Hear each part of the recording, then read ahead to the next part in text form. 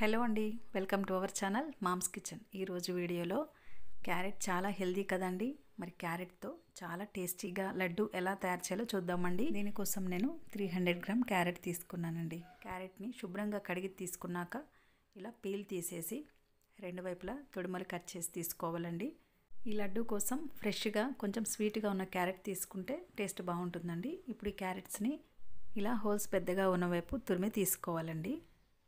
Carrot తురుముని పక్కన ఉంచేద్దామండి. ఇప్పుడు stove on చేసి కడాయి పెట్టుకోవాలండి. కడాయి హీట్ అయినాక కొంచెం నెయ్యి యాడ్ చేయాలండి. నెయ్యి కరిగాక రెడీ చేసి పెట్టుకున్న క్యారెట్ తురుముని యాడ్ చేయాలండి.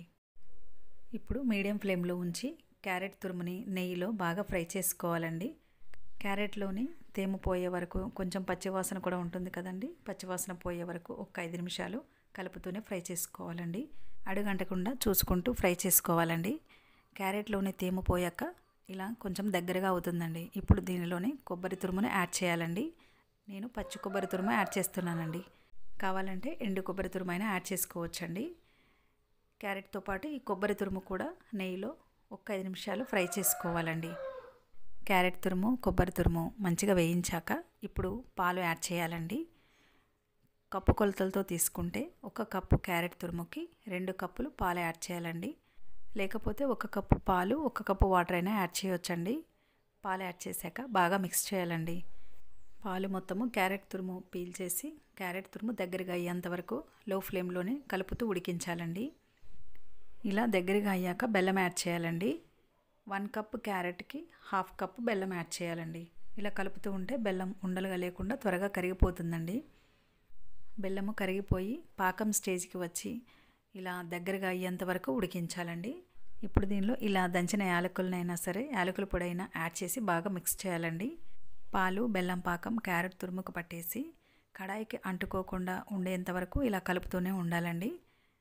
ఇలా దగ్గరగా అయ్యాక దీనిలోని నెయ్యిలో వేయించిన డ్రై ఫ్రూట్స్, జీడిపప్పు, బాదాం, పిస్తా వేసి కలపాలండి.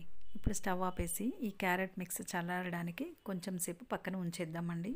ఈ క్యారెట్ మిక్స్ చల్లారాక ఇలా కొంచెం కొంచెం తీసుకుని కావాల్సిన సైజెస్లో లడ్డూలు ప్రిపేర్ చేసుకోవచ్చండి. లడ్డూలు చేసేటప్పుడు చేతికి అంటుతుంది అనుకుంటే కొంచెం చేతికి నెయ్యి రాసుకొని ఇలా లడ్డూలుగా ప్రిపేర్ చేసుకోవచ్చండి. ఇలాగే అన్ని లడ్డూల్ని తయారు చేసి తీసుకోవాలండి. చాలా తక్కువ ఇంగ్రీడియంట్స్తోనే మనము ఈ క్యారెట్ లడ్డు తయారు చేసాం కదండి. పాలు, బెల్లం, పచ్చి కొబ్బరి, క్యారెట్ చాలా హెల్దీ కదండి. ఇవన్నీ తయారు చేయడం కూడా చాలా సింపుల్ కదండి. క్యారెట్తో ఏమైనా స్పెషల్ చేయాలి అనుకున్నప్పుడు హెల్దీగా, టేస్టీగా ఇలా క్యారెట్ లడ్డు తయారు చేసి పెట్టండి. చాలా బాగుంటుందండి. ఈ రోజుల్లో పిల్లల్లో కంటి సమస్య చాలా ఎక్కువగా ఉంటుంది కదండి.